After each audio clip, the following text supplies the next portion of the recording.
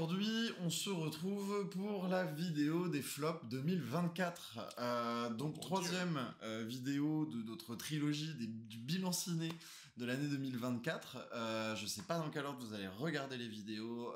D'ailleurs, je sais pas trop dans quel ordre on va les sortir. C'est ça. Normalement, c'est la dernière. Normalement, c'est la dernière. Donc, normalement, vous pouvez voir sur la chaîne mon top personnel des films de 2024 et ton top personnel. Exactement. Et si c'est pas le cas, bah, les vidéos arrivent. Et là, c'est un flop commun. Voilà, c'est un flop commun. En gros, c'est ton flop 3 et mon flop 3. Et on va commencer avec notre flop commun. Alors, c'est pas que le film est nul, c'est juste que c'est notre grande déception à tous les deux. Ouais, voilà, c'est la déception qui est commune. Voilà, c'est ça. Et qui est très déceptive. Voilà, puis de toute façon, vous allez voir, alors, on n'a pas forcément mis les films nuls. On a mis, c'est subjectif, hein, c'est personnel, ce n'est que notre avis, faites-vous le vôtre. Disons que c'est les films où la séance, où le visionnage du film a été le moins agréable pour nous. Oui, voilà, c'est ça, c'est vraiment les films où on a un ressenti particulier dessus, c'est pas forcément les plus à chier en soi. Oui, pour moi, en tout cas, de mon côté. Non, pour moi aussi, en fait, disons que pour certains films, ça n'a rien de tirer sur l'ambulance. Oui, voilà, c'est ça. Disons qu'il y a N'allez pas voir Cocorico. Ouais, voilà. Est-ce que vous avez besoin de moi pour le savoir? Pas vraiment. Voilà, donc c'est ça. Donc, on va commencer tout de suite avec notre flop commun. Bande annonce.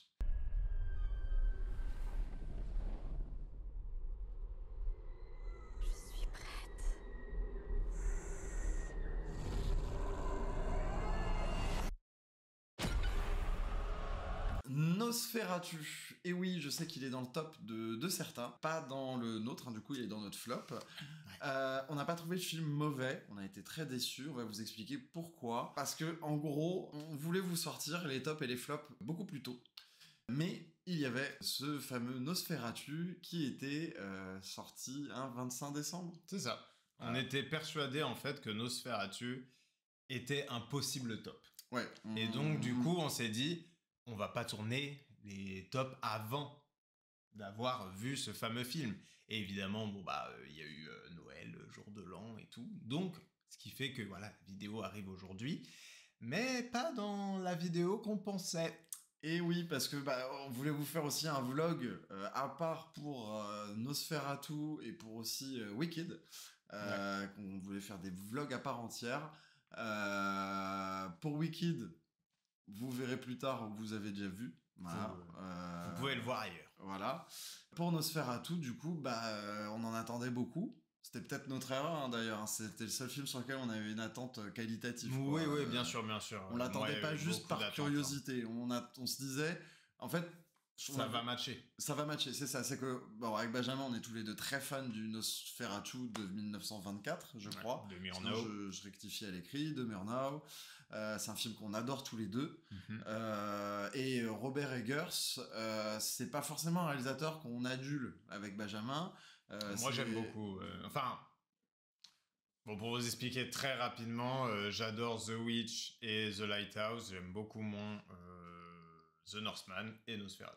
Voilà. Moi, j'avais vu que The Witch qui m'avait un peu déçu. Lighthouse et Northman, j'ai vraiment envie de les voir pour le coup. Mais voilà, on s'est dit Nosferatu... de base, c'est un matériau qui est génial à travailler. C'est un film de 1924.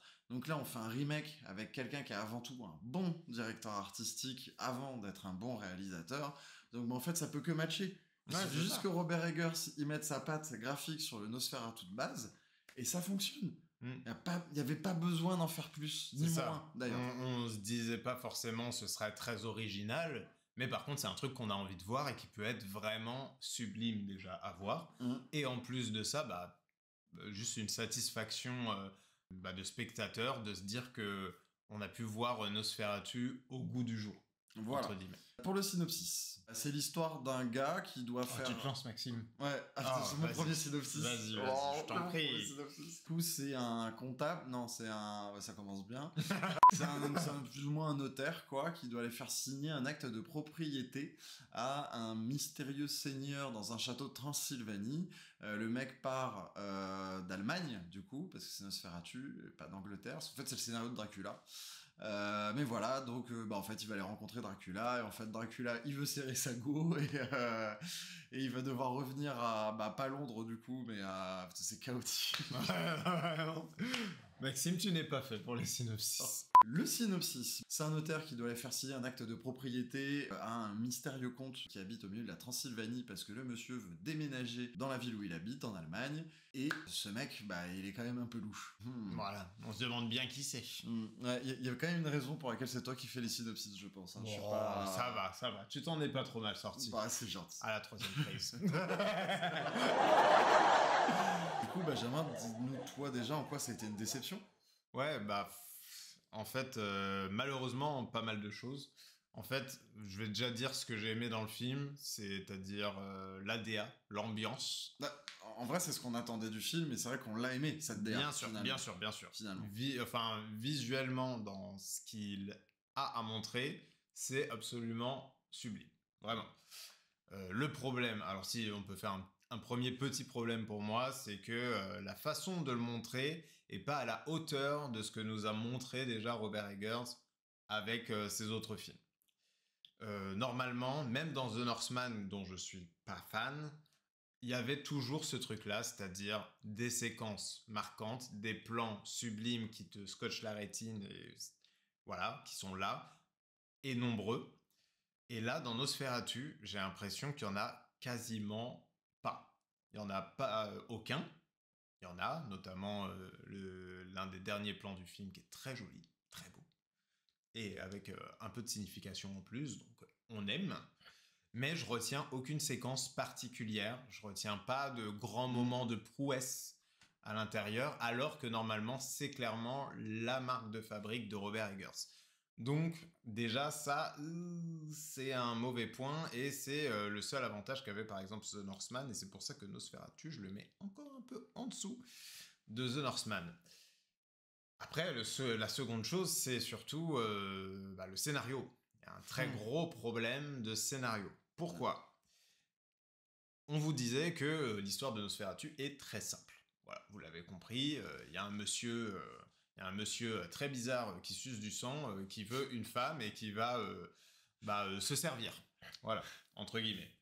Très simple, très efficace. Et en fait, Robert Eggers s'est dit, il faut que j'aille plus loin que ça. Parce qu'aujourd'hui, en 2024-2025, c'est peut-être pas assez ce récit. Il faut quelque chose où on creuse un petit peu, quoi. Et en fait, il se décide de creuser, certes, mais dans une direction un peu étrange, qui est que, en fait, il essaye de juste ajouter bêtement à ce qu'il y a déjà dans le premier film. Je sais pas si je suis très clair. En gros, si vous voulez, il y a exactement les mêmes événements. Il y a exactement les mêmes événements que dans le premier film, sauf qu'au lieu de durer 2 minutes, il dure 10 minutes. Et en plus de ça, il rajoute une intrigue pour que Lily Rose Depp, donc qui joue là la dulcinée de Nosferatu, ait des choses à jouer. Parce que sinon, elle est juste allongée dans un lit pendant tout le film. Donc on rajoute une intrigue et on étoffe l'intrigue pour que cette intrigue-là soit consistante, qu'elle ait pas l'air d'un cheveu sur la soupe. Le problème, c'est que ça sert à rien. Et du coup, comme l'a dit Benjamin, déjà qu'il y a des scènes présentes dans le film de base qui sont étirées, et là en plus on nous rajoute d'autres scènes pour nous donner soi-disant plus de consistance, mais qui étirent encore plus le truc. Et du coup, pour moi, c'est un peu ce qui cause l'effet dont tu parlais, où il n'y a pas de scène marquante. Ouais. C'est que du coup, tout ce qui peut être marquant, il est dilué en fait là-dedans. C'est en fait, pour moi, on a un excellent film, et je pense même qu'on a un potentiel chef-d'œuvre, sauf qu'on a un chef-d'œuvre d'1h40. Ou en tout cas un très bon film d'1h40, quoi. C'est-à-dire qu'il y a énormément de choses à couper du film. Et le film dure 2h10, 2h15. Ouais, c'est ça. Et c'est long. C'est long, on s'ennuie, et le film raconte pas grand-chose, et en plus il nous rajoute des trucs. Et en plus, moi, dès les premières minutes, il rajoute déjà quelque chose. Et du coup, moi, je me suis dit, waouh, ça va être incroyable. Genre, c'est-à-dire que j'étais saucé par le film. Et en plus de ça, quand le film commence, je suis encore saucé. C'est-à-dire que le début du film me fait, ok, c'est parti. Ouais. C'est parti, là, on y est, on y va, on fonce. Et ben en fait, on n'y va pas. On n'y va pas. C'est un pétard mouillé. Et moi, la seule chose que je retiens, c'est cette espèce d'utilisation du noir et blanc Oui. qui intervient pendant la nuit ou qui intervient justement pendant surtout la présence de Nosferatu. Oui. Où c'est comme si vraiment Nosferatu, il absorbait la couleur. Et en fait, le film de base, 1924, bien évidemment, le film était en noir et blanc. Et du coup, il y avait beaucoup de monochrome. C'est-à-dire que au bout d'un moment, on va mettre un film tout jaune. Donc le film est pas en noir et blanc, mais en noir et jaune. Quoi. Ou en noir et bleu, etc. Et réutilise ces procédés-là de manière plus subtile. Et je trouve qu'à chaque fois qu'il s'en sert, c'est toujours ultra pertinent. En plus, les noirs et blancs en question sont magnifiques. On a des jeux d'ombre, on a un travail de la noirceur en fait. Pour moi, c'est justement les jeux d'ombre qui donnent tout l'intérêt au personnage de Nosferatu. Parce qu'en plus, sa silhouette est la silhouette du Nosferatu de base. C'est-à-dire que la silhouette en ombre de Nosferatu, c'est l'ombre, c'est l'ombre du film en fait. Et ça résume, et on en vient du coup au problème du film. C'est que on sent tout l'amour que Robert Eggers il a pour le film de base. On sent que c'est un fanboy qui fait son truc. Vraiment, on sent qu'il est content. Mais il y a l'ombre du premier film qui plane et on s'est mis une pression de dingue. Il a voulu en rajouter, il a voulu l'étoffer, alors qu'en vrai, il avait juste à rajouter sa patte visuelle sur un film de base. En fait, ça l'a paralysé. Et la preuve en est, c'est que finalement, le film de Eggers dure quasiment le même temps que le film de base, qui est quand même assez long pour un film de 1924. Mais il dure moins de 2 heures, je crois. Mais c'est un film muet. Donc il dure longtemps parce que y a des intertitres. Donc normalement, tu coupes les intertitres. Et aujourd'hui, on peut avoir des mises en scène plus efficaces, on a des spectateurs aussi eux-mêmes mieux éduqués à la cinématographie, donc en vrai, il y a moyen de le raccourcir énormément. Mais on sent en fait qu'il est dépassé par l'amour qu'il a pour l'œuvre, et que du coup, il fait pas un film à la hauteur de ce qu'il aurait pu faire et dû faire, en fait. Et puis on a l'impression qu'il l'ose pas. Tu vois, il y a des problèmes où, par exemple, on vous parlait des ombres, donc là, on reconnaît, par exemple, la silhouette de Nosferatu. Et donc, en fait, après, il a le cul entre deux chaises. Il y a des moments où il essaye de changer des trucs, mais ça fonctionne pas vraiment. Genre, par exemple, ça, par contre, c'est très personnel, mais le look de Nosferatu, on souffle un peu, quoi. C'est vrai que c'est souffle un peu. Il est extrêmement malaisant, et je pense qu'il y avait une volonté de le rendre malaisant. Mais vraiment en mode c'est un pervers, tu vois. Moi, il m'a vraiment provoqué ce truc-là. Mais du coup, en soi, je trouve ça un peu réussi. Mais c'est pas. Mais en fait, le personnage n'a rien d'iconique, rien d'emblématique. En fait, il est gâché, je trouve, en termes physiques et même en termes de profondeur. Alors que, en plus, il avait la volonté d'approfondir ce sujet-là, parce que s'il y a une autre idée intéressante mais qu'il n'exploite pas, c'est tout l'aspect beaucoup plus sexualisé par rapport au premier film. Et où l'emprise de Nosferatu a beaucoup plus d'impact réel sur le personnage de Eileen, je crois. Et du coup... Lily Rose Depp. Oui, voilà. Le personnage principal. Parenthèse, ressemble de ouf à son père. Moi, sur les premiers plans du film, j'ai revu Eduardo Main d'Argent et Ichabod Crane de Sleepy Hollow, quoi. Elle a le faciès de son daron, je ne m'en étais jamais rendu compte avant. Après, peut-être que justement, Eggers, vis-à-vis de l'héritage cinématographique de Lily Rose Depp vis-à-vis de son père, a joué sur cette ressemblance. Oui, après, je pense que l'univers visuel aussi rappelle tout simplement... C'est ça. Mais disons qu'il y a des fois, ça me fait souvent ça en vrai, quand il y a des fils des Nepo Baby, comme on les appelle, qui jouent dans des films, mais là je trouvais ça plutôt hallucinant. Voilà. Désolé pour la parenthèse, ça n'avait rien de cinématographique. Mais c'est intéressant, du coup on peut passer sur eux aussi. Moi j'ai un problème avec le jeu des acteurs qui est trop aléatoire. C'est-à-dire que... Pour tout le monde. pour tout le monde. Pour tout Et le monde. principalement pour moi Lily Rose Depp et Aaron Taylor Johnson, qui vraiment, il y a des scènes où c'est ok, je suis dedans, ok, on continue de regarder. Et il y a des scènes vraiment, j'ai un pas de recul en mode mais qu'est-ce qu'ils sont en train de faire, quoi. Mais même Nicolas Hoult. Hein. Même Nicolas Hoult. Et en plus, je trouve Nicolas que Hoult, c'est plus une sorte d'absence, je trouve. Ouais, c'est ça, c'est ce que Tu vois, j'allais dire. alors que limite, pour les deux autres, c'est un peu de surjeu par moment. Ouais, mais en fait, du coup, moi j'interprète ça comme vraiment une absence de direction. Ouais, c'est ça. J'ai l'impression qu'il y a des fois, les acteurs savent pas quoi jouer. Genre, j'ai vraiment l'impression qu'il y a des fois, je sais pas s'il leur a pas donné d'indication, si les indications étaient pas claires, mais Aaron Taylor Johnson, il y a des fois, c'est pareil, on le sent du père, on le sent qu'il est en mode, je vais la tenter comme ça.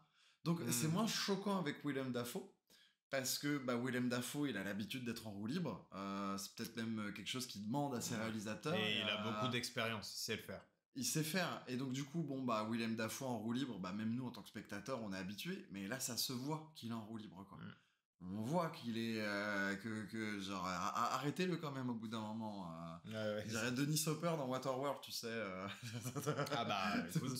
On a laissé tourner la machine et personne n'a arrêté la machine à aucun moment. C'est ça, donc, il y a des exactement. fois, ça fonctionne très très bien. Et il y a des fois, c'est complètement à côté de la plaque.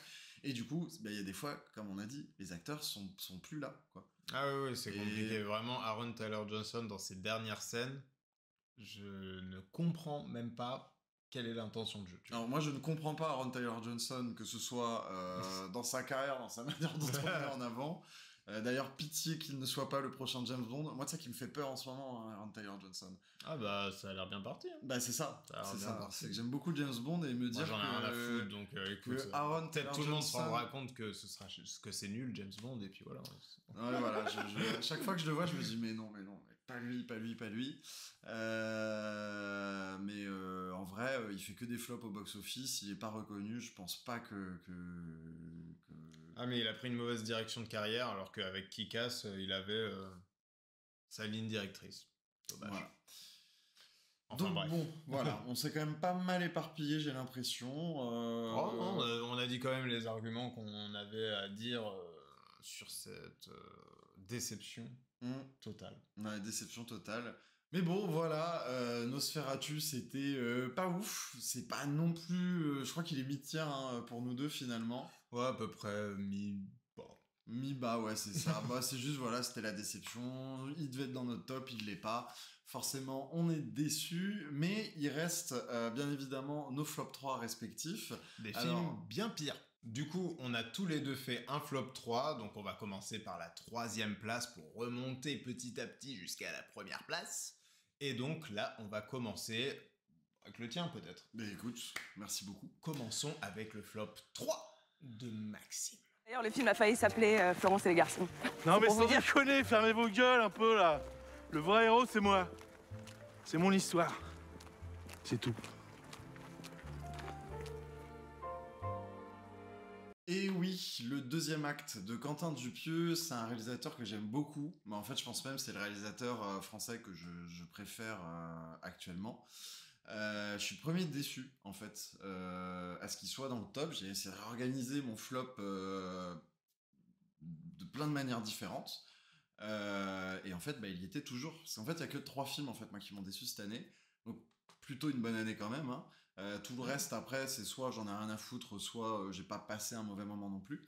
Mais en ce qui concerne le 2e acte, c'est Quentin Dupieux. Normalement, j'adore Quentin Dupieux. C'est vrai qu'il a un côté, je fais des films comme ça à l'arrache, je m'en fous de la qualité. Sauf que quand il fait ça, moi, il m'habitue à de la qualité. Moi, j'ai quasiment tout aimé de sa filmographie. À la limite, il y a des films comme Incroyable mais vrai, qui me laissent un peu sur le côté, mais j'aime bien la proposition. Il y a des scènes que j'aime bien dedans. Donc, il arrive normalement toujours à me choper. Là, il m'a laissé clairement sur le bord de la route. Cette longue route là sur laquelle il marche pendant 10 heures. Il marche. Une espèce de monologue très étrange qui pourrait plaire en soi. Mais moi, j'étais intrigué au début, mais en fait, vu que la route ne mène nulle part, c'est ça. Le film ne mène nulle part en fait. C'est-à-dire que j'ai l'impression de voir un réalisateur qui a conscience que son cinéma tourne en rond, qu'il a rien à proposer et qui fait rien pour le changer.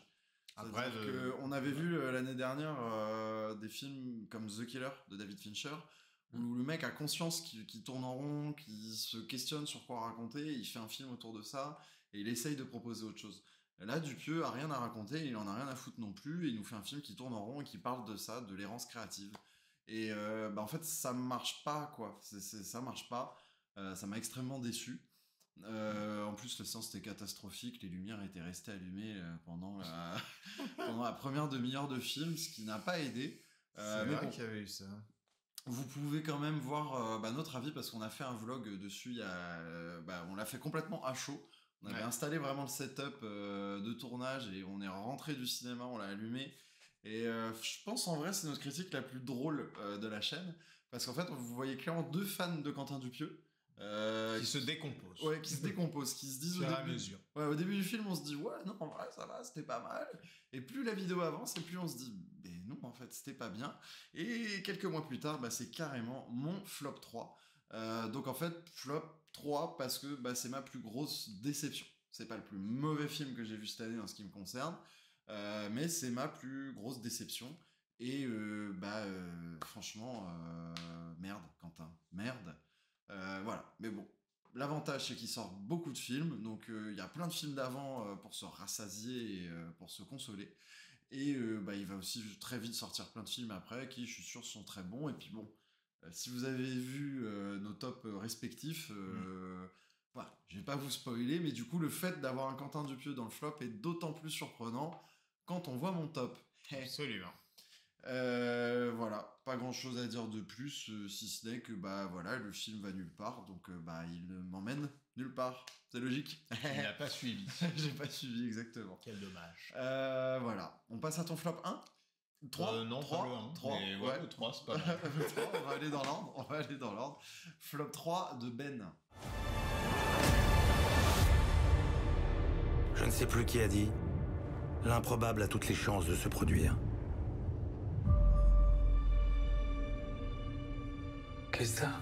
Et oui, du coup, un coup de dé. Est-ce que vous savez ce que c'est ? Non, c'est normal.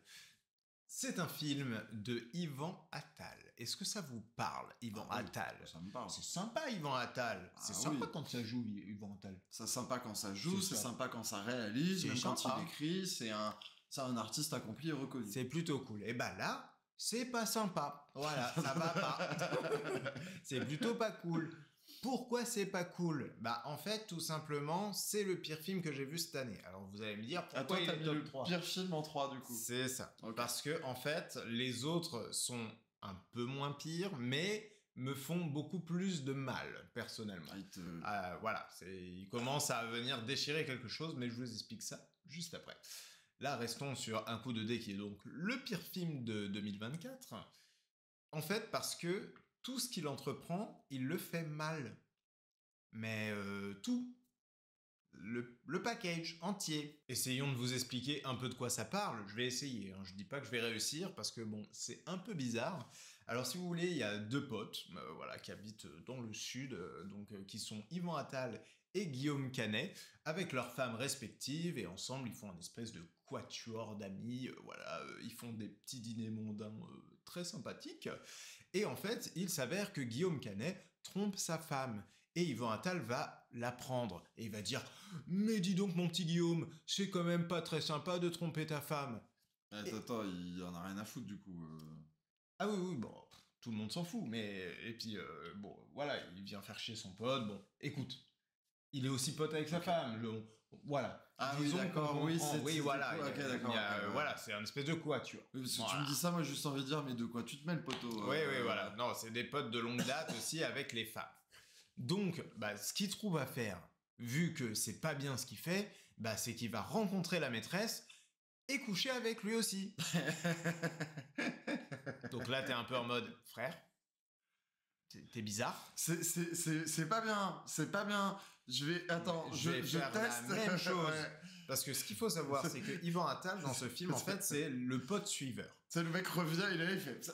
C'était pas bien. Non, c'était pas bien. Vraiment Guillaume, là... Mais il fallait que je sache ce que ça fait pour le découvrir, quoi. Mais du coup, oui, Yvan Attal, c'est un suiveur. C'est-à-dire que, en fait, Guillaume Canet, ça a toujours été le moteur. Donc, en mode... il y a plein d'histoires en mode il lui a sauvé la vie, il lui a trouvé du taf, voilà, plein de trucs comme ça. Et du coup, Yvan Attal, c'est vraiment son pote suiveur qui va faire la même chose que lui. Du coup, il écrit sa propre histoire.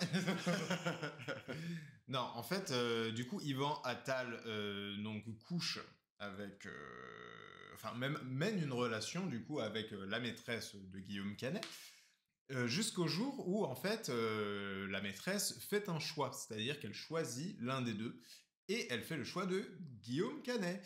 Du coup, Yvan Attal, il est pas très content, et il se dit, c'est le moment où je ne suis plus un suiveur, où moi, je vais prendre ma place premier rôle de ma propre vie. Et il va s'engueuler avec la meuf. Comment se finit l'engueulade? Glissade, tête contre table, morte, par terre. Dead. Attends, parce qu'en fait, moi je voulais voir le film, et en fait je crois que c'était un thriller politique. J'ai raté le film, pas par mauvaise volonté, parce que juste j'ai raté le film, ça arrive, voilà. Et puis bon, après je l'ai pas rattrapé, parce que Benjamin m'a dit ce qu'il en avait pensé. N'y va pas. Mais tu m'avais juste dit c'est nul, quoi. Ouais, voilà. Mais moi j'étais sûr que c'était un thriller politique. Ah à non. l'affiche, au titre. Ah oui, machin, l'affiche, c'est vrai, mais en fait, non, c'est une histoire de thriller de mœurs à la con. Voilà, genre, elle meurt. Et ensuite, le bail, c'est que, vu que, en fait, Maïwenn, qui est la femme de Guillaume Canet, elle a été au courant qu'il avait une liaison, c'est elle qui est accusée du meurtre. Mais du coup, Yvan Attal, il est en mode, mais c'est quand même ma copine. Est-ce que je dois rester dans l'ombre et ne rien dire pendant qu'elle croupit en prison, ou est-ce que je dois me rendre à la police? Et du coup, ce qu'il fait, c'est qu'il écrit une lettre et il part au Brésil. Au Brésil, je sais pas si j'ai bien dit. Au Brésil. Franchement, quitte à fuir et pas porter ses couilles, autant le faire au soleil. C'est vrai. Et ça, c'est bien vrai. Est-ce que t'as vraiment envie de faire ça en Picardie? Pas trop. Est-ce que t'as envie de faire ça à Noyon? Franchement, ouais. Ouais. Pas mal, ouais. Ouais. Une vraie terre d'exil. Et donc... On embrasse tous les Noyonnais. Évidemment. Mais du coup, il y a... voilà, en fait, tous les éléments ne vont pas. Déjà, les acteurs sont tous en roue libre totale. Hein. Donc, que ce soit Guillaume Canet, Yvan Attal, Maïwenn ou Marie-Josée Cruz. Marie-Josée Cruz, je crois qu'elle s'appelle comme ça. Cruz. Tom Cruise. Marie-Josée Cruz. Exactement, Marie-Josée Cruz. Et donc, ils sont tous en roue libre totale, ce qui est, pour le coup, pas fou. Mais c'est pas des acteurs de roue libre. Mais c'est ça, c'est ce que j'allais dire. C'est que c'est tous de très très bons acteurs que je les ai adorés dans plein de performances. Pareil. Mais pour le coup, toutes les fois que je les ai vus en roue libre, c'était pas bien. Pour moi, il y a des acteurs qui gèrent la roue libre. Il y a des acteurs qui ont besoin d'être dirigés. Et c'est pas une qualité ou un défaut. Exactement. C'est des styles de jeu, c'est des manières de travailler avec le réalisateur différentes. Encore une fois, j'ai pas vu le film, mais c'est vrai que les 4 en roue libre, c'est pas bien. Et ce qui m'inquiète d'autant plus dans ce que tu dis, c'est qu'on a le réalisateur du film dans le casting. Ah c'est ça. Du coup, il s'occupe encore moins de ces acteurs, vu qu'ils jouent aussi dans le film. C'est très étrange, très étrange. On a une musique à la Hitchcock pour faire style, oulala, regardez ce thriller Hitchcockien avec un peu d'érotisme comme ça, années 90, on est à l'ancienne, tout ça, mais bon, à l'ancienne, du coup, on garde tous les défauts, genre par exemple le personnage masculin, voilà, qui fait du mal, mais pas trop quand même, hein, donc c'est pas lui qui tue la femme, mais quand même, il est un peu responsable de l'accident, on va pas se mentir. Hein. Voilà, ce genre de petites choses. La maîtresse, c'est Marie-Josée Cruz? Non, la maîtresse, c'est... Je sais plus qui c'est. D'accord. Marie-Josée Cruz, c'est la femme de Yvan Attal. On vous le met là. Ouais, voilà, c'est elle. Et voilà, en fait, tout est raté de A à Z. C'est quand même... c'est quand même une prouesse. C'est un tuto, en fait. Ouais, voilà. Comment ne pas faire un film, quoi. C'est ça. Vous êtes cinéaste, regardez un coup de dé et vous saurez comment on fait un truc complètement raté. Et d'ailleurs, ce titre, un coup de dé... pas faire, quoi. C'est-à-dire, si vous dites, tiens, je veux faire ça dans mon film, je traduis, hein, ouais, mais et c'est que dans un coup de dé, c'est qu'il faut pas le faire. C'est ça. Ou en tout cas, comment c'est fait dans un coup de dé, faut pas le faire. Mais c'est bien, Donc pareil, on a la voix off cliché à la con qui t'explicite absolument tout ce qui se passe à l'écran. Et ce qui se passe à l'écran est déjà méga explicite. Donc c'est une catastrophe. Et oui, et pareil, le titre Un coup de dé est juste mis en place pour J'allais te demander, ouais. En fait, c'est pour t'expliquer à quel point le scénario est hasardeux. En gros, c'est en mode, il y a des hasards dans la vie, on ne sait pas, voilà. Sur un coup de dé, on peut avoir de la chance ou pas de chance. Et voilà. Et du coup, en fait, tout le film, c'est des coïncidences. C'est en mode, oh bah mince, comme par hasard, elle a glissé, elle est tombée sur le rebord de table. Oh bah merde. Et ensuite, oh bah putain, j'ai réussi à m'échapper. Une partie de Donjons et Dragons, elle a fait un échec critique. Exactement. Tu tombes sur le rebord de la table. Exactement, voilà. Et en fait, j'ai l'impression que ce titre, c'est vraiment juste pour justifier les putains de ficelles, mais des ficelles qui ressemblent à des câbles électriques. 6, réussite critique, tu couches avec la maîtresse de ton pote. Exactement, voilà. Et du coup, c'est vraiment pour camoufler toutes les ficelles scénaristiques, dire oui, mais c'est parce qu'on parle de hasard dans ce film, vous savez, la chance, la malchance, tout ça. Mais c'est peut-être l'adaptation française de Donjons et Dragons, du coup. Ouais. Bah, plus jamais. Non, vraiment, c'est pas bien.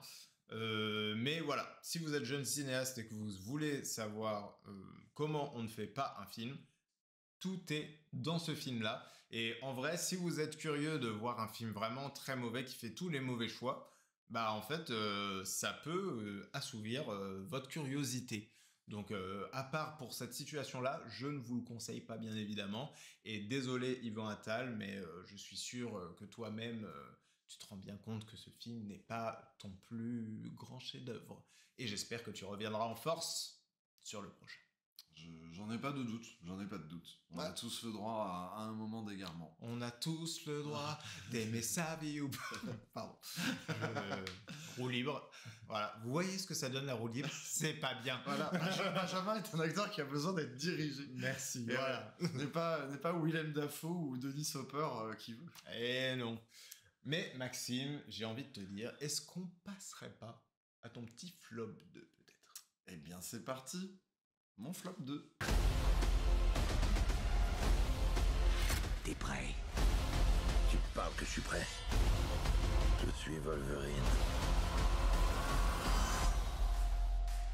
Et ouais, Deadpool et Wolverine versus Wolverine contre Wolverine, X-Wolverine, je ne sais plus. Ils sont ensemble, Maxime. Deadpool et Wolverine. C'est vrai que c'est un belly movie. On a fait une vidéo des films de l'été. Oui. Donc c'est à l'occasion que j'ai vu ce film parce que de base il m'intéressait pas. Mais je me suis dit en vrai bon il y a Hugh Jackman machin et tout. C'est rigolo. C'est rigolo, on y franchement. Va. Allez, on y va full détente. Et comme je l'ai dit dans la vidéo que vous pouvez aller voir où je serai plus détaillé, j'ai pas passé un bon moment en salle. J'ai souffert. J'ai terriblement souffert. Non, voilà, en vrai, ouais, en fait, c'est ça, c'est que j'ai trouvé le film pas généreux, assez foutage de gueule, en fait. Bon, ça a beaucoup été dit, mais c'est vrai que beaucoup de trucs reposaient sur sa promo, toujours réussi, géré par Ryan Reynolds. Ouais, bon, en vrai, non, elle m'avait même pas convaincu, quoi. C'est juste que c'était un film majeur de l'été, donc je suis allé le voir et vraiment, je soufflais fort pendant la séance. Enfin, je vais me répéter par rapport à l'autre vidéo, donc allez la voir, hein, écoutez. En tout cas, pour moi, c'était pas un bon moment, c'était plutôt mauvais. J'ai vraiment l'impression qu'on se foutait de ma gueule. Et ouais, c'est ça, c'est que l'année a quand même été plutôt marquée par la générosité. On y reviendra dans nos tops. On est déjà revenu dans nos tops, encore une fois. Timey-wimey, wibbly-wobbly, pour ceux qui auront la ref. Vous regardez les vidéos dans l'ordre que vous voulez. Mais c'était nul. C'était nul. Voilà. Je pense que c'est le pire film que j'ai vu cette année, moi, pour le coup. Ouais. Ah ouais. Ouais, j'ai mis en flop 2. J'ai mis flop 1 au flop 1 pour une autre raison, on y viendra après. Donc ouais, c'était nul, c'était pas intéressant, c'était chiant, c'était pas généreux, les décors sont pauvres, les bastons sont nuls. Et en plus, même dans son côté fanservice où on donne les anciens de l'univers Marvel, Fox et tout machin, avec... C'est nul, quoi. Et je sais pas, on a eu un départ de Chris Evans en Captain America qui était chouette. Et le fait de le revoir en torche humaine, ouais, c'est rigolo, mais Ah, franchement, moi, c'est le gag qui m'a fait rire. C'est peut-être le seul gag qui m'a vraiment... ouais, mais fait vu pour que le coup. maintenant que Deadpool intègre le MCU, Hmm. bah ça gâche le départ de Chris Evans. Oui. Et du coup, bon, bah on verra ce que ça donne pour le retour de Chris Evans dans Doomsday. Oui. Voilà. Et le retour de Downey Jr. aussi, enfin bref. C'est là où tu te dis, est-ce qu'il y avait vraiment un truc à gâcher finalement? Voilà. Mais de toute façon, c'est le problème des comics en vrai, même de manière générale, même des trucs Bien adaptés sûr, de bien comics, sûr. c'est que rien ne meurt jamais vraiment. Et du coup, déjà que c'est des films qui peinent à avoir un impact émotionnel, mais avec ce genre de mots, en fait, on perd les impacts émotionnels. Alors que justement, en fait, d'avoir le retour des anciens de la Fox, comme Elektra, comme Blade, qui devaient revenir avoir leur revanche après leur film de merde, ça aurait pu être beau, ça aurait pu être super symbolique, mais ils en font rien. Enfin, émotionnellement, ils n'en font rien. Ils ont juste leur présence, quoi. Voilà, Ils sont là. C'est des jouets, en fait. Je pense que Ouais, c'est ça, c'est des on jouets. m'aurait donné les figurines de tous ces personnages-là pour me faire mon film, mon jouet quand j'étais petit, je me serais plus amusé que ça, quoi. C'est ça. Voilà. C'est un peu dommage. Mais ouais. Voilà, c'était nul. Oui. Non, bah écoutez, si vous l'avez pas vu, ne le regardez pas. Si vous l'avez vu et que vous l'avez aimé, tant mieux pour vous. J'aurais aimé être à votre place. Si vous l'avez vu et que vous l'avez pas aimé, bienvenue dans la team. Benjamin, on va passer à ton flop 2. Oui, et je pense que ce sera tout aussi expéditif que celui-ci. Flop 2 de Benjamin.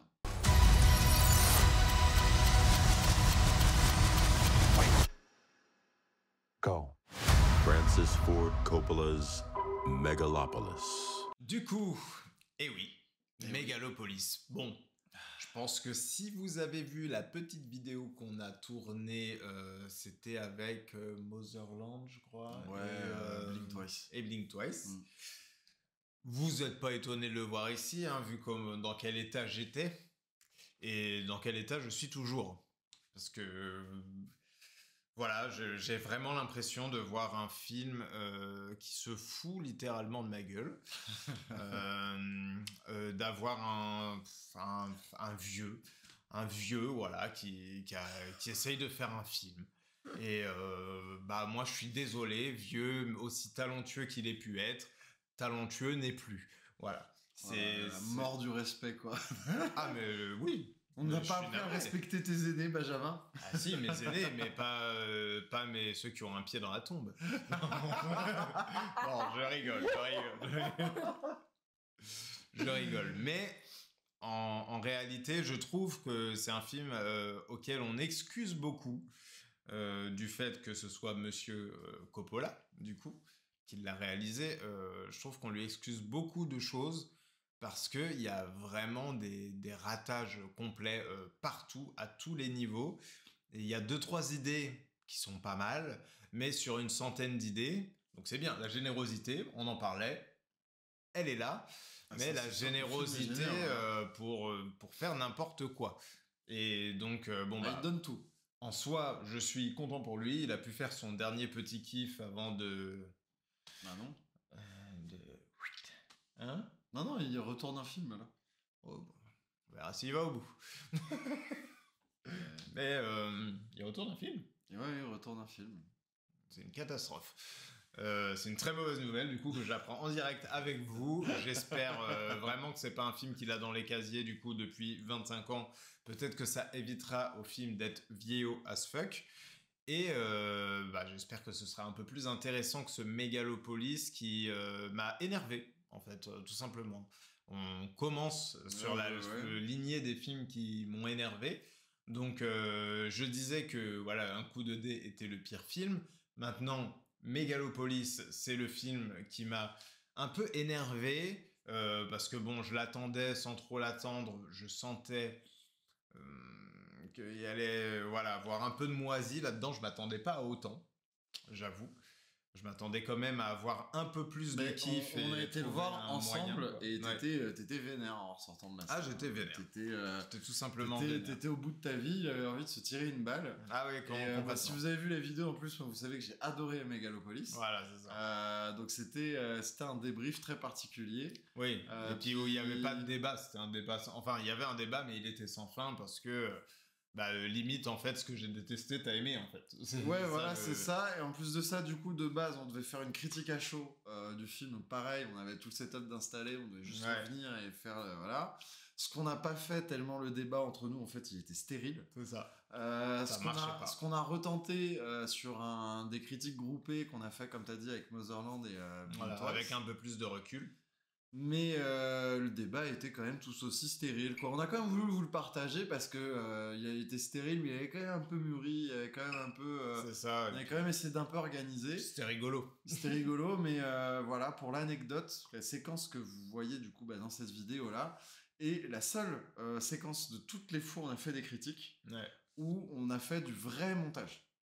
Je m'explique, c'est-à-dire que normalement, quand on tourne, on coupe les moments de blanc, on coupe un peu les moments d'errance, mais généralement on laisse tout de manière assez brute. Voilà, c'est ça. Même nos avis, en plus on essaye de garder un ton naturel. On est nous-mêmes un peu en roue libre, donc on essaye de laisser ça. Mais donc là on a fait ça du coup pour Megalopolis, et en fait c'était catastrophique. Donc du coup on a dû couper des pans entiers. Mais vraiment, c'est-à-dire au bout d'un moment, je crois qu'on a coupé 10 minutes d'un bloc de 10 minutes. On a dû couper des trucs par-ci par-là, et chose qu'on fait encore moins, on a dû déplacer des séquences pour que ce soit plus clair. Et même avec ce résultat-là, on était en mode, on n'aura pas mieux. On donne ça au public, parce qu'au moins c'est drôle, on voit que machin. Mais ouais, ça a été une vraie tannée en tout cas pour vous partager la vie, donc on va pas recommencer le débat. Mais j'avais envie de vous partager l'anecdote parce que ça a été un moment épique de la chaîne. C'est-à-dire qu'on a été le voir ensemble, l'après-film était épique, le premier vlog raté était épique, le deuxième vlog qu'on a fini par faire était épique, et le montage était tout aussi épique, et Benjamin en remet une couche en le mettant dans son flop. Non mais franchement. Alors je n'avais pas le choix. Bah si, il aurait dû être top 2 au moins de ton film, parce que t'aurais dû voir à quel point c'était un... Ah ouais. Écoute, il devrait être dans le tien alors. Pour le savoir, regardez notre vidéo de top. Exactement. Mais bon, on en a déjà parlé, donc pour l'instant, allons plutôt sur ton flop 1, Maxime. Et ouais, mon flop 1, donc c'est parti, le flop 1 de Maxime, qui parle de lui à la 3e personne. Quel con. Go, go, go, go, go!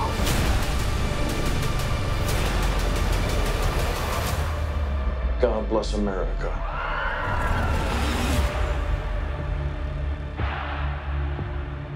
Ne me tombez pas dessus.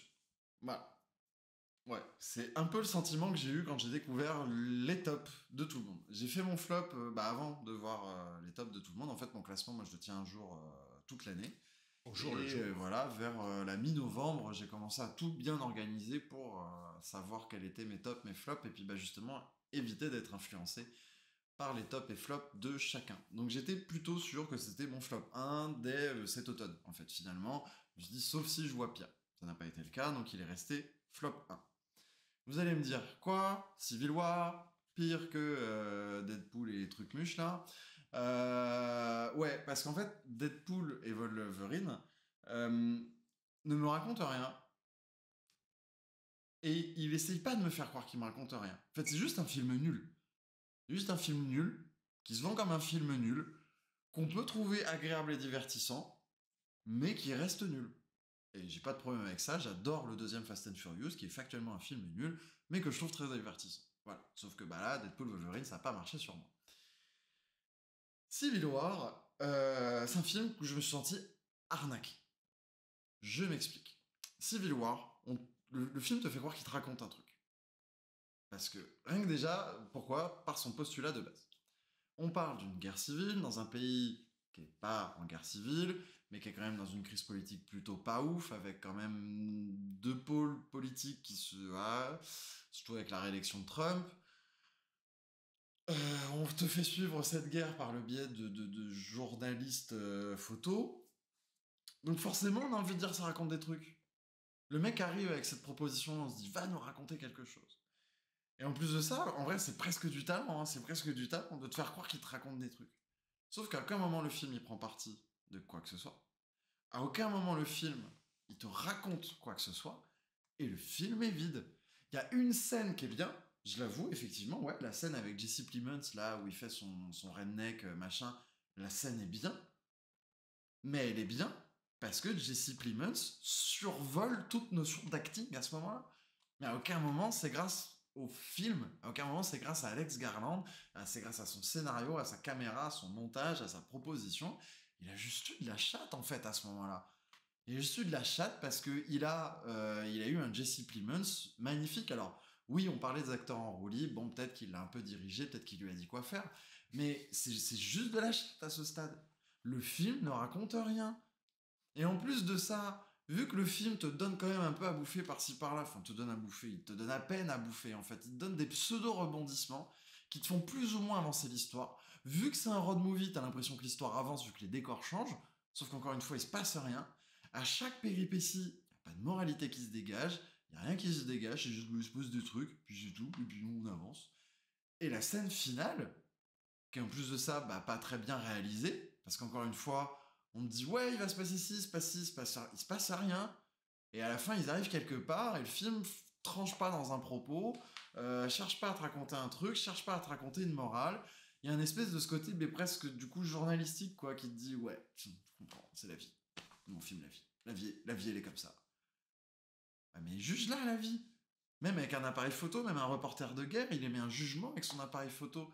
Il place sa caméra d'une certaine manière, il raconte quelque chose avec ses photos. On a tous déjà vu des photos de reporters de guerre qui nous ont marqués par leur point de vue. Et si tu fais un film sur des reporters de guerre, bah, t'es au cinéma, le cinéaste, il a une caméra, c'est à lui, du coup, aussi d'apporter son point de vue sur les gens qui apportent eux-mêmes leur point de vue. Enfin, il y a tout un délire, en fait, là-dessus, sur la notion de parti pris, la notion de point de vue, la notion de morale, la notion de comment j'agis quand j'assiste à des choses comme celle-là. Qu'est-ce que j'en fais dans un film? Qu'est-ce que j'en fais dans du cinéma? Mais Alex Garland, il en fait rien du tout, en fait. Il en fait rien du tout, et au final, c'est une coquille vide. Très bien emballée, très belle à l'extérieur, mais il n'y a rien. Et du coup, ouais, d'un côté, Quentin Dupieux, il m'a extrêmement déçu, mais c'est surtout de la déception. Le film est peut-être pas mauvais en soi, c'est juste que je suis aveuglé par ma déception. Deadpool Wolverine est factuellement mauvais et cherche pas une seule fois à être bon, mais Civil War, on m'arnaque. C'est un film qui se branle sur lui-même, c'est un film qui te fait croire qu'il est intelligent, c'est un film qui te fait croire qu'il est bien, et en fait, il est nul, et en fait, il est... Et ouais, il est vide, vous l'avez deviné, parce que je l'ai déjà répété pas mal de fois en fait. Voilà, et oui, et puis même le reste du casting, c'est quand même pas dingue hein, ce qui se passe, hein, à part Jesse Plemons, mais... Puis il rate en plus ses scènes, enfin bref, voilà, c'est... Ça te fait croire que c'est du cinéma, c'est pas du cinéma. Voilà. C'est pour ça que c'est mon flop 1 en vrai, je trouve que c'est une arnaque, c'est littéralement une arnaque. C'est le truc que tu commandes sur Wish en pensant qu'il va être grand, qu'il va être bien, et en fait tu te retrouves avec un truc de merde, et après tu fais ah, c'est pour ça qu'il m'a coûté que 1€. Bah ouais, c'est ça Civil War en fait. Donc là pour le coup, en vrai, je vais être même plus honnête, si vous avez aimé le film, expliquez-moi en commentaire. Poliment, bien évidemment, parce que pour le coup, je pensais vraiment pas faire une hot takes. Tu sais qu'il y a des fois, j'aime bien aller dans l'arène et me battre. Bien sûr. Mais là, c'était clairement pas la volonté. En plus, je me rappelle quand j'ai fait mon flop, je me suis dit bon, voilà, c'est un flop plutôt tranquille, Ok. plutôt calme. C'est des Tout le films monde a qu'on oublié le déçus. film. Tout le monde a oublié le film. Tu vois, même moi, qui aime bien les hot takes, je me suis dit non, là, je tente pas un truc, j'ai pas envie de faire de vagues, j'ai pas envie de faire machin. Et là, je vois les tops des gens, et là, je vois Civil War. Et je fais, ah, elle est sympa la vidéo à tourner, quoi. Moi, j'aime bien.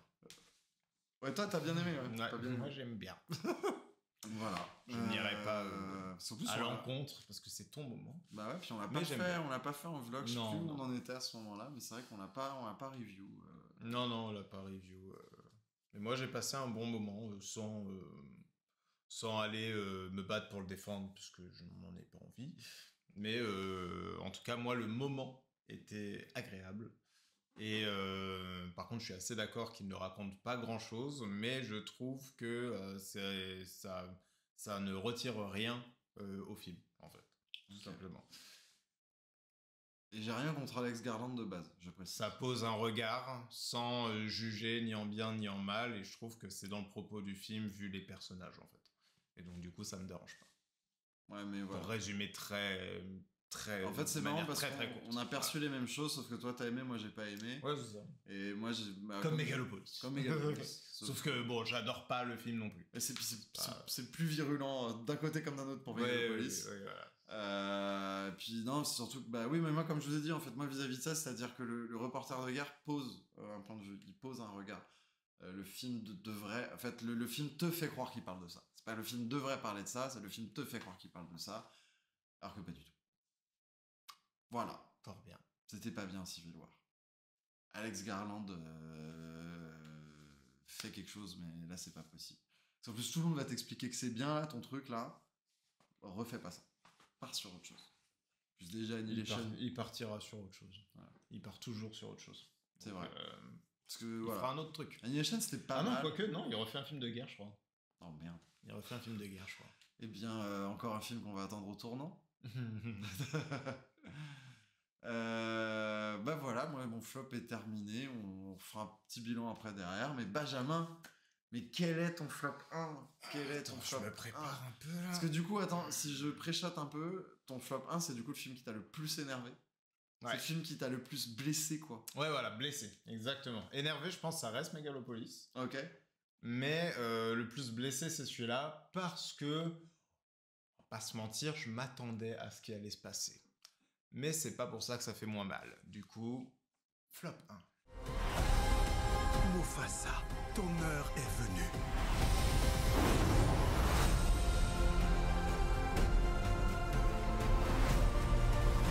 Qui est surpris? Perso, juste, j'en profite avant, voilà, comme tu te prépares. J'ai préféré ne pas le voir. Voilà, je sais que normalement on tient une chaîne de critiques ciné, donc bah, c'est bien d'aller voir tous les films, bah, parce que bah, c'est notre boulot en fait. Comme j'ai fait l'effort d'aller voir Deadpool et tout. Et je me rappelle que Benjamin, tu l'avais proposé pour qu'on le review, quoi. Et je t'ai dit non, je veux pas donner de l'argent à ça. Je veux pas. Et visiblement, j'ai bien fait. Voilà. Bah oui. Tu as vraiment bien fait. Il faut savoir, alors ça annonce peut-être une année catastrophique, mais Mufasa est donc le premier film que j'ai vu au cinéma cette année. Ma première séance, c'est pour Mufasa. Franchement, t'aurais pu le sauver et te dire flop 2025, ou du coup t'aurais pu en profiter pour l'oublier. Comment je vais l'oublier? Mais non, Maxime, j'ai besoin de m'exprimer, voyons. En plus, c'est tout récent, c'est à chaud, là, c'est parfait. Non, surtout que du coup, à l'époque où leur remake de merde, là, de 2019 est sorti... Que j'ai pas vu non plus, parce que ça ne m'intéresse pas. Je n'avais pas de plateforme pour m'exprimer. Donc... il va se prendre une balle lui aussi, hein, déjà faire un remake du Roi Lion où on essaye de rendre tout hyper réaliste avec des animaux qui parlent et qui chantent. C'est débile. Les gars, c'est complètement débile. Oui, puis te vendre ça comme un live action alors que... C'est un film d'animation. C'est un film d'animation avec des images de synthèse, les frères. Il y a quoi comme image réelle là-dedans? C'est un film d'animation photoréaliste. Oh bah merci. Du coup, c'est un remake live action qui est pas un live action mais qui est plutôt un peu... Arrêtez. Ils auraient dû faire un un vrai live action avec des vrais lions, ça parle pas, ça fait que... Bon, ça aurait été à chier, mais oui. Au moins, j'aurais compris la démarche. Parce que là, bon, je voudrais déjà être roi et ils sont juste en train de marcher dans la savane, alors que dans le dessin animé, ça monte sur des girafes, ça fait une tour d'animaux. Les gars, vous savez très bien que vous pourrez pas faire ça. Vous savez très bien que ça va être déceptif. Ça ne sert donc à rien de faire un film réaliste. Ça n'a pas de sens. Et apparemment, ils ont écouté les critiques. Pourquoi? Ah bah tant mieux. Ben oui. Bah tant mieux. Parce que dans Mufasa, qui est donc un préquel d'un remake qui était un live action mais pas live action, bon vous avez compris. Donc du coup Mufasa qui est le papa de Simba, donc voilà, ça se passe avant les aventures qu'on suit dans le Roi Lion, hein, jusque là vous me suivez. Du coup dans ce film-là, ils ont décidé de leur rendre les visages un peu plus animés, voilà, pour que voilà, il y ait un peu plus de vie dans ces animaux sans âme là, qui parlent.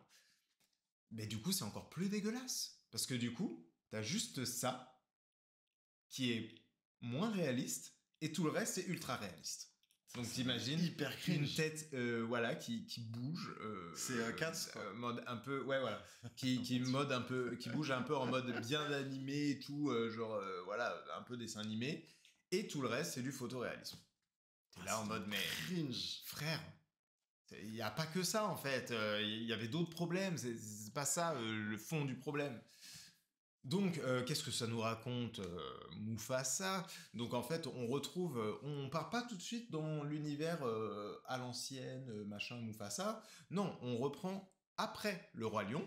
Et donc, on a Simba qui doit retrouver Nala pour on ne sait pas quoi. Mais apparemment, elle va accoucher ou j'en sais rien, un délire comme ça. Je crois qu'il y a un nouveau bébé qui arrive à la fin du film, c'est bizarre. Oui, je spoil, hein, vous allez pas me faire chier avec ce film-là quand même. Donc... Simba doit rejoindre Nala, donc il faut qu'il ait des babysitters pour Kiara. Kiara, hein, Roi Lion 2, hein, est-ce que vous voulez qu'on vous fasse un petit Roi Lion 2 en remake live action? Voilà. C'est bien, au moins ça respecte le lore. Ah, bien sûr. Franchement, il y a beaucoup de ref au lore. Peut-être un peu trop d'ailleurs. Parce qu'on a vraiment... Alors je suis désolé, je vais être très... je vais rebondir sur plein de trucs. Hein, voilà. C'est déjà le cas, hein, je pense. Ouais, que je sais que c'est déjà une catastrophe, mais vous inquiétez pas, c'est rigolo.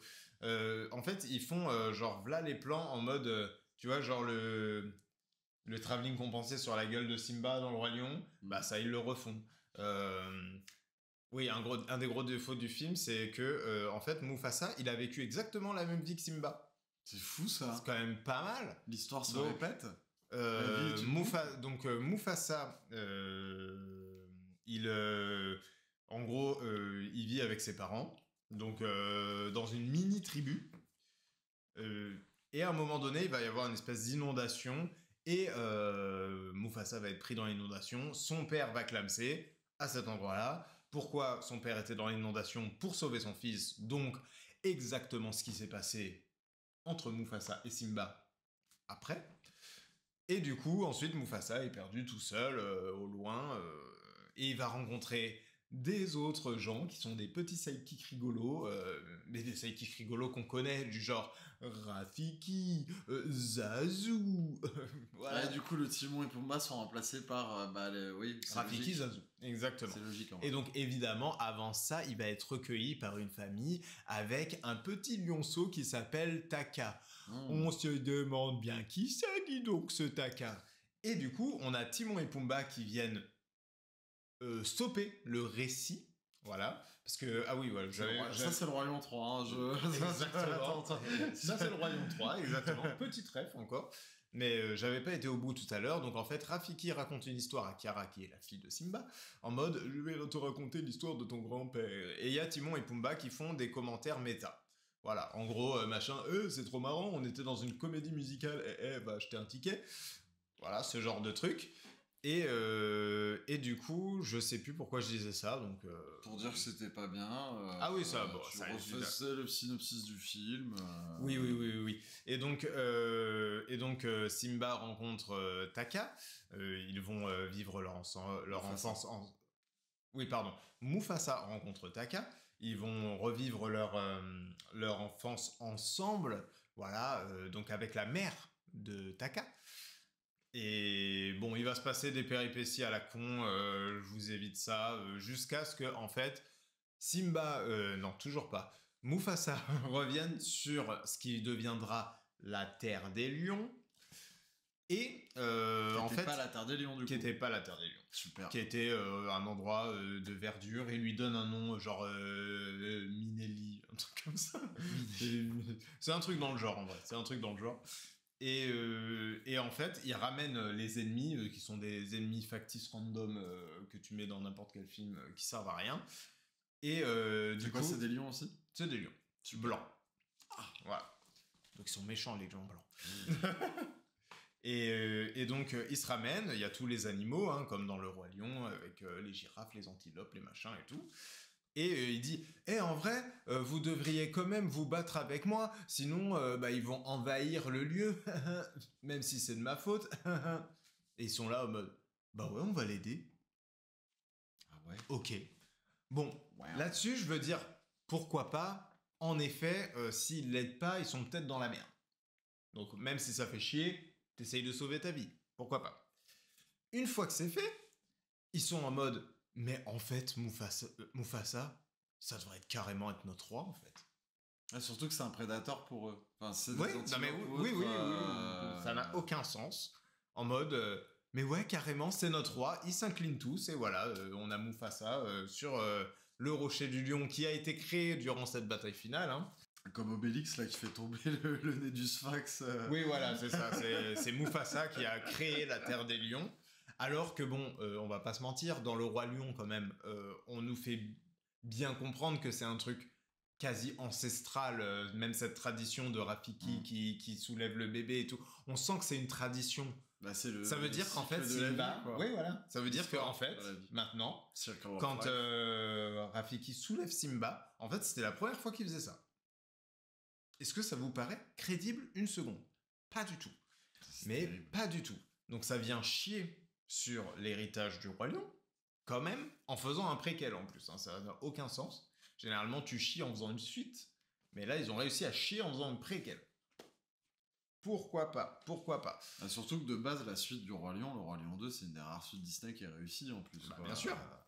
Et donc, du coup... Je pense que c'est ce qu'ils préparent. Ah bon, bah là, oui. Vu qu'ils savent que le Roi Lion 2, c'est Ils un ont film. intégré Kiara. Voilà, c'est tout. Ils ont intégré Kiara. Et donc, oui, pour revenir sur Taka, qui est en fait Scar, hein, oh mon dieu, waouh, quelle Non. surprise! Taka, c'est Scar, Waouh. mais non! Twist. C'est un plot twist qui garde pour les 10 dernières minutes. Genre, tout le long, il te tease en mode c'est qui Taka?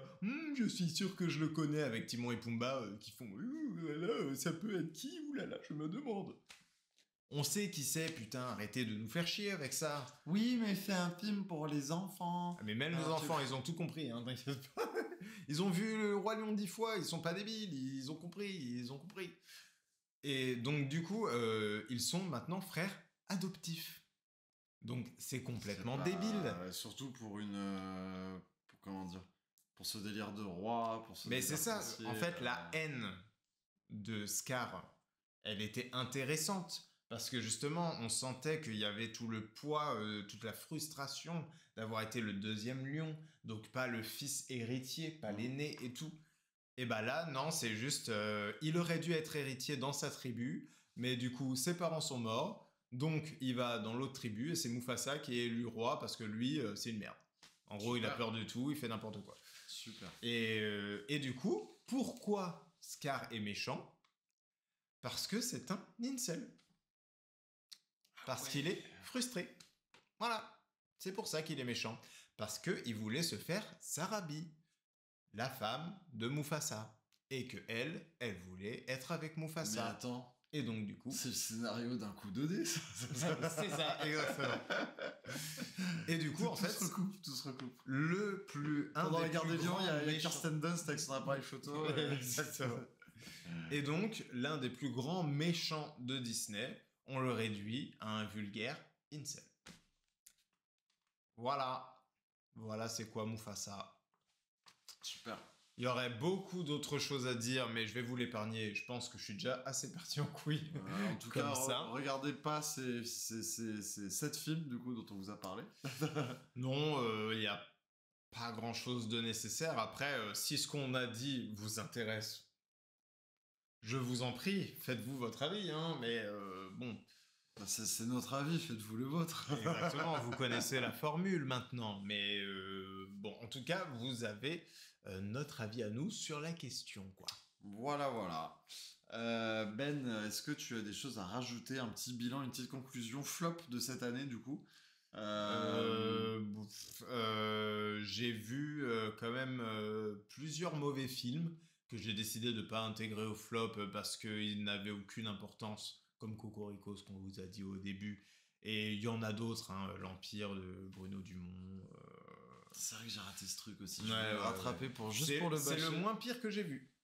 Voilà, Ouais. ça peut être signalé. Ça, c'est c'est le moins ce pire que film, j'ai je voulais vu. le regarder pour le mettre dans mon flop. Mais c'était Ouais, ouais. clairement une mauvaise intention C'est et ça. finalement, donc, globalement, j'ai pas envie de le voir donc je l'ai pas vu. Ouais, pas de vague avec François Civil aussi, c'est pas bien. N'y allez pas. Voilà. Et à mon grand désarroi, mais je ne ferai pas un grand discours dessus, le dernier François Ozon, Quand vient l'automne, c'est malheureusement pas bien. Et le dernier Xavier Jeance, Sous la Seine, c'est malheureusement pas bien. Voilà.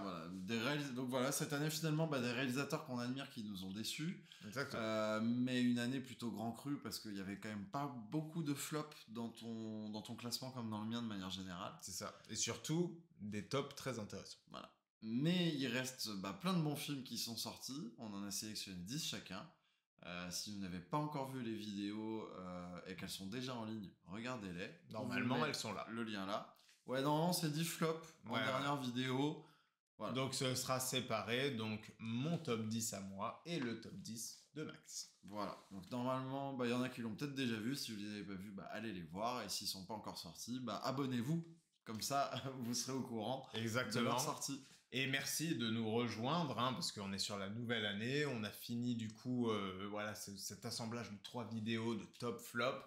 Et on va partir sur une nouvelle année, sur un nouveau souffle, un nouveau départ. Donc n'hésitez pas à vous abonner. Normalement, cette chaîne devrait être quand même assez active. Vous devriez découvrir pas mal de petites choses. N'hésitez pas aussi à nous rejoindre sur d'autres réseaux tels que Twitch, qui risque de devenir très importante très bientôt aussi. On spoil fort là. Exactement. Il y a aussi le compte TikTok sur lequel on fait plein de petits formats. Voilà, de petits formats, des TikTok quoi, j'ai envie de dire tout simplement. Il y a aussi le Instagram si vous voulez avoir toutes les infos sur les lives, les vidéos qui sortent, les TikTok aussi, évidemment.